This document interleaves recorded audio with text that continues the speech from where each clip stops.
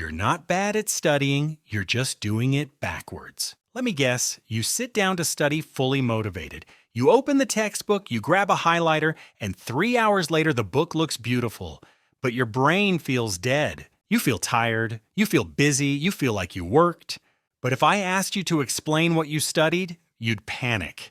That feeling, that's fake productivity, and it's destroying generations of students. Here's something no one tells you in school. Learning is not about effort, it's about strategy. Two students can study the same subject. One studies 3 hours and remembers everything. The other studies 10 hours and remembers nothing. The difference isn't intelligence, it's method. If effort alone worked, the most exhausted students would be the smartest. But they're not. They're just exhausted. Method 1. The 80-20 trap. Most students treat studying like collecting Pokemon. They try to catch everything, every detail, every footnote, every useless fact. But exams don't reward collectors, they reward snipers. 80% of exam questions come from 20% of the material, always, in every subject, in every country. Studying everything feels responsible, but it's actually lazy thinking, because it avoids choosing priorities. Real studying starts with one brutal question: what actually matters? Method 2. Why time pressure makes you smarter. Your brain hates unlimited time. It treats it like junk food, consumes it slowly and carelessly. But give your brain a deadline, and it transforms, focus sharpens, distractions disappear.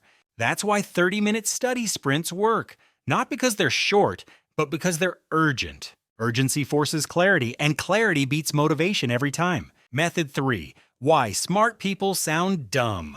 Smart students don't try to sound smart. They try to sound simple, because complexity hides ignorance. Simplicity exposes understanding.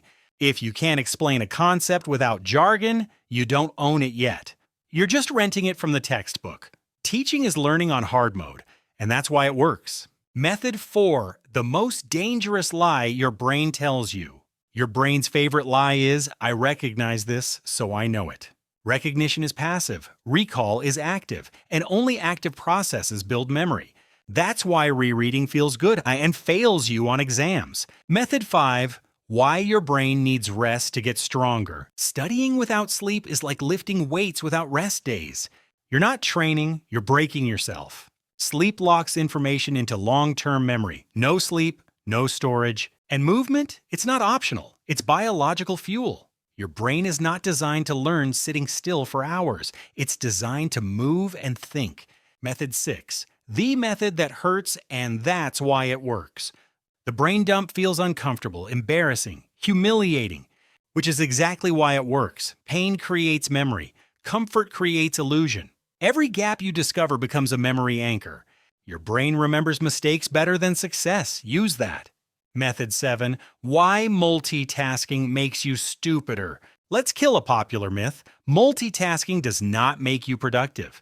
It makes you slow, sloppy, and forgetful. When you study with music, notifications, and 10 open tabs, your brain isn't learning. It's constantly switching, and every switch burns mental energy. Imagine trying to sprint, but stopping every 5 seconds to tie your shoes. That's multitasking. One task, one screen, one goal. That's how deep learning happens. Method 8. Why studying in one place makes you forge. Most students study in the same spot every time. Same desk, same chair, same suffering, but your brain links memory to environment. Change the place, and you strengthen recall. Study one topic at your desk, another in the kitchen. Review while walking. Your brain builds multiple access routes. Same knowledge, more anchors, better recall during exams. Method 9. Why cramming fails and spacing wins. Cramming feels heroic. One night, 5 chapters, 0 sleep. And yes, you might survive the exam, but the knowledge dies within days. Your brain remembers patterns over time, not explosions of effort. That's why spaced repetition works. Short sessions, repeated over days. Boring? Yes. Unstoppable? Also yes. Method 10. Why emotion locks memory forever.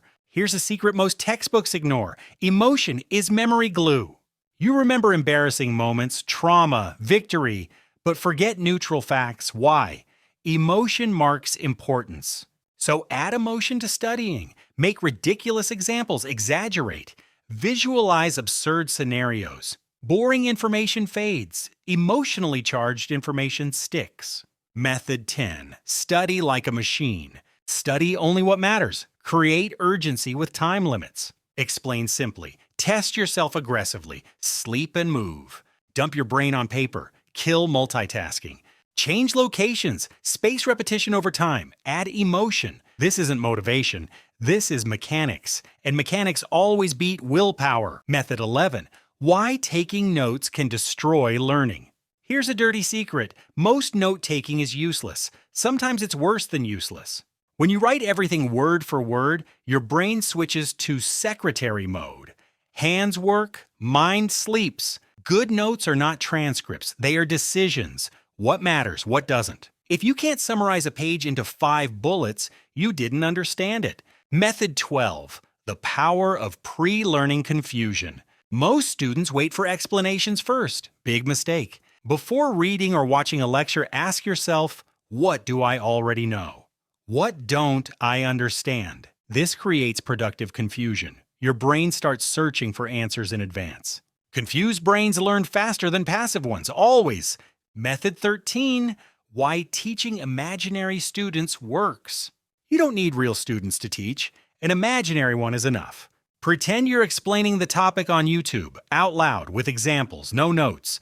The moment you hesitate, you've found a weak spot. Teaching exposes gaps faster than any exam. Method 14. Why questions beat answers. Most students chase answers, smart students chase questions. After studying a topic, write 10 questions about it, not answers, questions. If you can ask good questions, your understanding is deep. If you can't, it's shallow. Questions turn knowledge into a flexible tool. Method 15. Why stress can help. Stress is not the enemy. Chronic stress is enemy. Small, controlled stress sharpens memory and focus. That's why mini-tests work. Simulate exam pressure early. Timed questions, no notes, real conditions. The exam should feel familiar, not terrifying. Studying is not about suffering, it's about leverage. Do less, get more. The system rewards thinkers, not martyrs. Subscribe if you want to stop wasting time and start winning with your brain.